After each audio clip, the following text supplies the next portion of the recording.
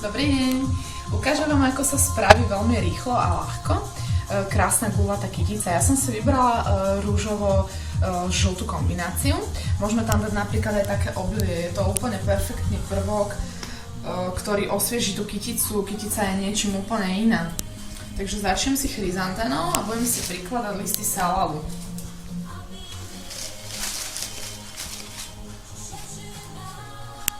Môžem si dať hortenziu teraz. Obilie. Obilia nie je nikdy dosť, takže môžeme ho dať veľmi veľa, koľko chceme, koľko sa nám hodí.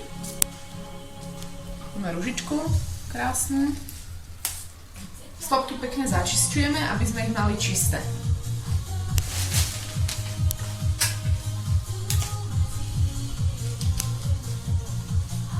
Tulipániky.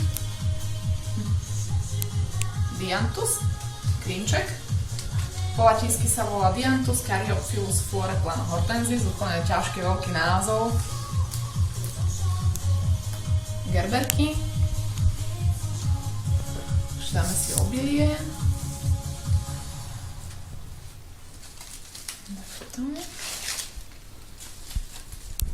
Salalom si to vyplňame, dá nám kvietky od seba, robí to formu.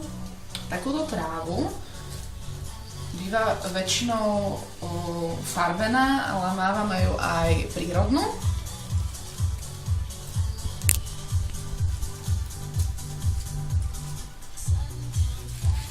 Viete, jak nám vzniká krásna kytica?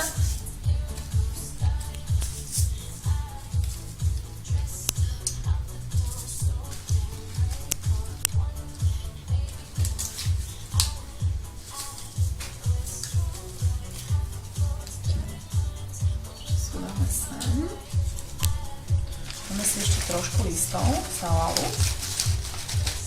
Takto. Môžeme si dať trošičku trávy, aby to bolo také trošičku lučné, nádych. Lúky, aj to obilie tam je také, že by bolo slniečko.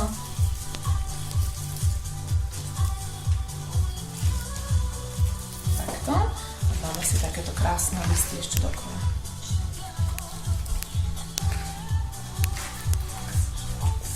Kytičke potom treba dať ľadovú studenú vodu, aby nám čo najdlhšie vydržala.